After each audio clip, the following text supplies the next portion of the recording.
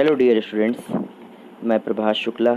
आज हम स्टार्ट करने जा रहे हैं बिजनेस ऑर्गेनाइजेशन का हमारा 4th चैप्टर फॉरेन ट्रेड, जिसमें कि पहले क्लास में हम लोगों ने जाना कि फॉरेन ट्रेड होता क्या है, उसका मीनिंग जाना, उसके प्रकार जाने और इसमें एडवांटेजेस और डिसएडवांटेजेस के बारे में हम लोगों ने चर्चा करी।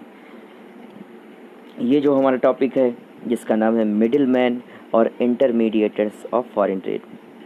बच्चों, जैसा कि हम जानते हैं, जब कुछ चीज़ों को हमें ख़रीदना होता है और वो चीज़ों की ख़रीदना अपने देश से ही संबंधित होता है, तब वो काफ़ी आसान होता है और काफ़ी इजी तरीके से हम चीज़ों को ख़रीद सकते हैं।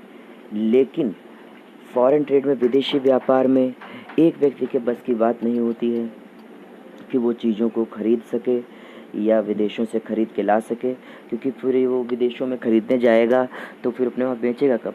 और फॉरेन ट्रेड के रूल्स एंड रेगुलेशंस बहुत ज़्यादा होते हैं, जिस वजह से उसको कुछ ना कुछ मिडिल मैन की ज़रूरत होती है, कुछ ना कुछ इंटरमीडिएटर्स यानी कि मध्यस्थों की ज़रूरत होती है। ये मध्यस्थ दो विभिन्न देशों में होते हैं। एक तो उन देश में जहाँ से चीज़ें हमारे देश में आनी हैं, और एक तो हमारे अपने देश में जो कि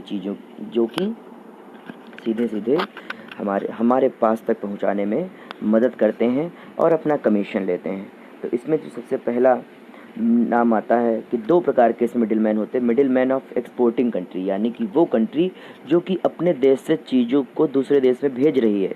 एक्सपोर्टिंग कंट्री यानी कि इसको बोलते हैं हम लोग निर्यातक देश एक्सपोर्टिंग कंट्री। इसमें सबसे पहला जो नाम आता है वो नाम आता है होलसेलर्स का काम होता है कि वो मैन्युफैक्चरर से भारी मात्रा में चीज़ों को ख़रीदते हैं और उसके बाद में जो फॉरवर्डिंग एजेंट होते हैं उनको चीज़ों को बेच देते हैं कुछ अपना कमीशन लेके।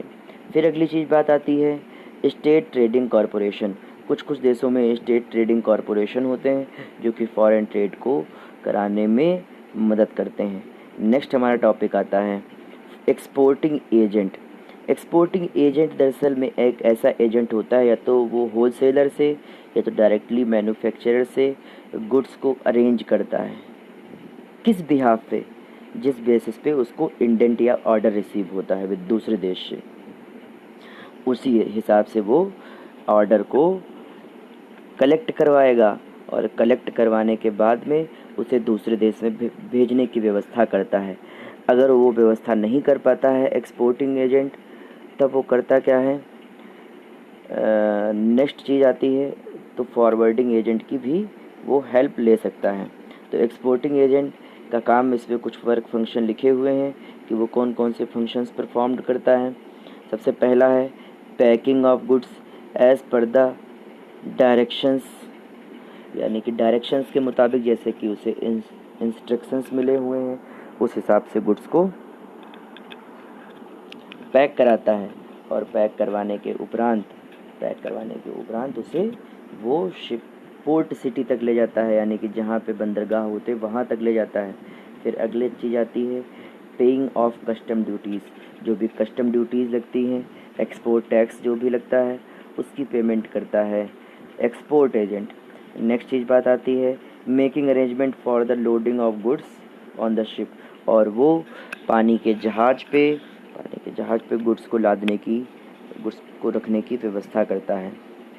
और अगली चीज़ होती है sending goods of all the related documents to the importer, और वो गुड्स को जो भी होता है उसके जो आवश्यक प्रपत्र होते हैं उनके साथ में उसको भेज देता है। और भी जो भी पोर्ट पे ज़रूरी कार्यवाहियाँ होती हैं, जैसे कि बिल ऑफ लेडिंग बनाना, चार्टर पार्टी बनाना, या फिर एक इनवाइस आती है, इसको कहते हैं काउंसलर इनवाइस बनाना, सर्टिफिकेट ऑफ ओरिजिन की व्यवस्था करके। कहने का सीधा सा तात्पर्य ये है, एक्सपोर्ट एजेंट या फॉरवर्डिंग एजेंट एक ऐसी व्यवस्था करते हैं जिसके तहत उस गुड्स को वो अपने देश से भेजने वाली कंट्री तक की पहुंचाने की पूरी संपूर्ण व्यवस्था कर देते हैं, और जो भी उनका कमीशन होता है उस कमीशन को वो चार्ज कर लेते हैं। नेक्स्ट हमारी चीज़ आती है जिसका नाम होता है शिपिंग कंपनी, जहाजी कंपनियों से तात्पर्य ऐसी कंपनियों से है जो कि जिनके कंपनी के जहाज़ फॉरेन ट्रेड में पानी वाले जहाज़ जिनके एक देश से आते जाते हैं, ये भी गुड्स को भेजने की व्यवस्था करते हैं। नेक्स्ट चीज़ आती है मिडिल मैन में बैंक फॉरेन ट्रेड की में फॉरेन करेंसी की भी व्यवस्था करते हैं।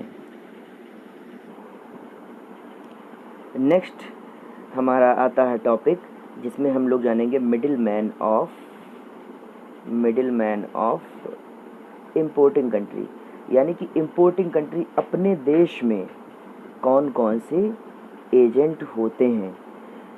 जैसे कि हमने अभी पिछली वाली भी टॉपिक में देखा था जिसमें हम लोगों ने पढ़ा था middle man of a exporting country. Suppose हमको अगर अमेरिका से चीज़ें मंगवानी है या अरब कंट्री से चीज़ें मंगवानी, तो वहाँ पे जो एजेंट लगे हुए होंगे उनको हम लोग एक्सपोर्ट एजेंट बोलते हैं। यहाँ पे जो एजेंट होते हैं उनको हम लोग क्या बोलते हैं, middle man of importing country. तो इम्पोर्टिंग कंट्री में जो एजेंट्स होते हैं उनका काम क्या होता है कि इसमें लिखा हुआ importing agent collects order of goods to the imported from the traders. जो ये एजेंट होता है इम्पोर्टिंग एजेंट, वो ऑर्डर कलेक्ट करता है और ऑर्डर से इंडेंट को बना के पर्टिकुलर देश में भेजता है, उसको वहाँ पे सेंड करता है। नेक्स्ट चीज़ आती है कि क्लियरिंग एजेंट क्या होता है। क्लियरिंग एजेंट जब वहाँ से चीज़ें फॉरेन ट्रेड से अपने देश में आती हैं तो वहाँ से शिप को अनलोड करा के नेसेसरी जो भी ड्यूटीज़ होती हैं, जो भी टैक्सेस गवर्नमेंट सरकार लगाती है, उसको पेड करके उसकी पेमेंट की व्यवस्था करके उसको पोर्ट से बाहर निकलाता है। और पोर्ट से बाहर निकलवाने के बाद में उसको उस अपने जो भी जिस भी बंदे ने उस चीज़ को मंगाया होता है उस तक भेजने की संपूर्ण व्यवस्था करता है। नेक्स्ट चीज़ आती है, नेक्स्ट हमारा टॉपिक आता है कि bonded warehouse. Bonded warehouse प्रमाणित गोदाम इसे हिंदी में बोलते हैं। ये बॉन्डेड वेयर हाउस पोर्ट के समीप बने होते हैं। जब एक देश अपने देश में चीज़ों को मंगाती है दूसरे देश में बेचने के लिए, तब वो उन चीज़ों को बॉन्डेड वेयर हाउस में ही रखती है ताकि इम्पोर्ट ड्यूटी और एक्सपोर्ट ड्यूटी जो भी लगती है उससे उसे बचाया जा सके। क्योंकि यदि वो गुड्स एक बार देश में एंट्री कर गया तब टैक्स पड़ेगा, और जब वो गुड्स एक बार देश से बाहर जाएगा दोबारा फिर टैक्स पड़ेगा, इम्पोर्ट एक्सपोर्ट टैक्स, तब तो बहुत चीज़ें महंगी हो जाएंगी। इन चीज़ों को महंगाई से बचाने के लिए बॉन्डेड वेयर हाउस बने होते हैं बंदरगाह पे। नेक्स्ट हमारा टॉपिक आता है होलसेलर। यहाँ पे भी होलसेलर होते हैं जो कि भारी मात्रा में गुड्स को मंगा के फॉरेन कंट्रीज़ में और उसे छोटे छोटे बिजनेसमैन के पास भेजते हैं।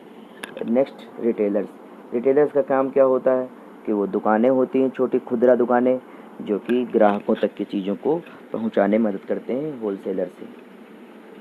अगला जो हमारा टॉपिक आता है काफ़ी महत्वपूर्ण टॉपिक है, कई बार पूछा जा चुका है। नेक्स्ट जो टॉपिक आता है उसका नाम है difficulties faced in foreign trade. विदेशी व्यापार में कौन कौन सी समस्याएं आती हैं।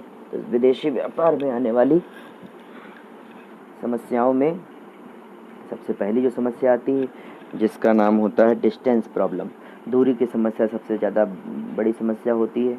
जब विदेशों से चीज़ें हम लोग मंगाते हैं तो ये ज़रूरी नहीं है कि हम अपने देश में नेपाल से ही चीज़ें मंगाएं, क्योंकि नेपाल तो अपने देश से बहुत करीब में है, तो ये ज़रूरी नहीं है। उसमें कई सारे देशों से चीज़ें आती हैं। जब दूरी की समस्या होती है तो चीज़ों की महंगाई बढ़ने के भी चांसेस होते हैं। नेक्स्ट अगली चीज़ आती है डाइवर्सिटी ऑफ लैंग्वेज में विभिन्नता होती है, ये भी बहुत बड़ी समस्याएं पैदा करता है। फिर difficulty in transport and communication, वस्तुओं को लाने ले जाने में समस्याएं होती है, क्योंकि मोस्ट ऑफ द ट्रेड जो होता है वो पानी के जहाज़ों से होता है। ज़मीनी देश से अपने देश में चीज़ों का ट्रेड बहुत कम होता है। रिस्क इन ट्रांजिट, यात्रा का भय, वस्तुओं के मार्ग में खो जाने लुट जाने का डर होता है, ये भी, और डूब जाने का डर होता है। कुछ ऐसी कमियां होती हैं। Lack of information about foreign merchants, और हमें विदेशी व्यापार के व्यापारियों के बारे में जानकारी भी काफ़ी हद तक नहीं होती है। Next cheese special features of foreign market. कुछ विशेष चीज़ें होती हैं विदेशी व्यापार की जो कि हम लोगों को नहीं पता होती हैं, जो भी समस्याएं क्रिएट करती हैं। इम्पोर्ट एंड एक्सपोर्ट रिस्ट्रिक्शंस, यानी कि जो भी एक्सपोर्ट और इम्पोर्ट रिस्ट्रिक्शंस होते हैं जो कि गवर्नमेंट अपनी तरफ से पॉलिसीज़ बनाती है, जिसका भी खामियाजा फॉरेन ट्रेड में उठाना पड़ सकता है। अगली चीज़ आती है methods of creating demand in foreign countries. विदेशी व्यापार में माल की मांग को उत्पन्न कराने के क्या साधन होते हैं। सबसे पहला, यानी कि हम लोग यदि चाहते हैं किसी दूसरे देश में चीज़ों को बिकवाना, अपनी चीज़ें तुमने बनाई हैं और उसे चाहते हो कि फॉरेन कंट्री में उसे दूसरे देश में बेचो, तो वो अगली चीज़ हमारी है कि एडवर्टीज़मेंट। विदेशी व्यापार में यदि हम चाहते हैं कि दूसरे देशों में अपनी चीज़ों की डिमांड को क्रिएट करना, तो विज्ञापन एक सहारा होता है जिसके तहत हम लोग अपनी देश की बनी हुई चीज़ों को विदेशों में बेच सकते हैं, यानी कि एक व्यापारी दूसरे देश में चीज़ों को बेच सकता है। नेक्स्ट चीज़ आती है कि ओवरसीज़ ब्रांचेस यानी कि ओवरसीज़ ब्रांचेस का मतलब होता है विदेशी शाखाएं। विदेशी शाखाओं में यदि हमारे देश में कोई भी बड़ा बिजनेसमैन है, वो चाहता है दूसरे देशों में चीज़ों को बेचना, तो यहाँ की जो ब्रांचेस होती हैं वो दूसरे देशों में जहाँ भी उसको लगता है कि वो चीज़ों को बेच सकता है, वहाँ पे ब्रांचेस को ओपन कर सकता है। अगला होता है इंट्रोडक्शन। वो कुछ अपनी चीज़ों का परिचय खुद चल के जाए या कुछ ऐसे एजेंट अपॉइंट करे जो कि वहाँ जाएं और उसकी बनी हुई चीज़ों को वहाँ पे इंट्रो करा पाएँ। नेक्स्ट ये आती है रेडियो टेलीविज़न, यानी कि रेडियो टेलीविज़न के माध्यम से विज्ञापन करके भी चीज़ों की डिमांड को फॉरेन ट्रेड में इंक्रीज़ कराया जा सकता है। अगली चीज़ आती है import and export duties. Import duties, export duties एक टैक्स होता है जो कि गवर्नमेंट के द्वारा इम्पोज्ड किया जाता है। अब गवर्नमेंट अपनी आय प्राप्त करने के लिए टैक्स को इम्पोज्ड करती है। जैसे कि बाहर से चीज़ें यदि कोई आ रही हैं तो इम्पोर्ट ड्यूटी लगाई जाएगी, यहाँ से कोई चीज़ें भेजी जा रही हैं तो एक्सपोर्ट ड्यूटी लगाई जाएगी, जिनको एक साथ कंबाइंड रूप से हम लोग कस्टम ड्यूटीज़ के नाम से जानते हैं। तो आज हमने ये जाना कि फॉरेन ट्रेड होता क्या है, फॉरेन ट्रेड में कितने प्रकार का होता है, फॉरेन ट्रेड की इम्पोर्टेंस क्या होती है, एडवांटेजेस क्या होते हैं। नेक्स्ट चीज़ हमने जानी फॉरेन ट्रेड में और इनलैंड ट्रेड में डिफरेंस क्या होता है। अगली चीज़ हमने जानी मिडिल मैन्स कौन कौन से होते हैं। और इन्हीं के साथ में मैं मेरी वाणी को विराम देना चाहूँगा। अगला चैप्टर नेक्स्ट क्लास में स्टार्ट किया जाएगा। थैंक यू बच्चों।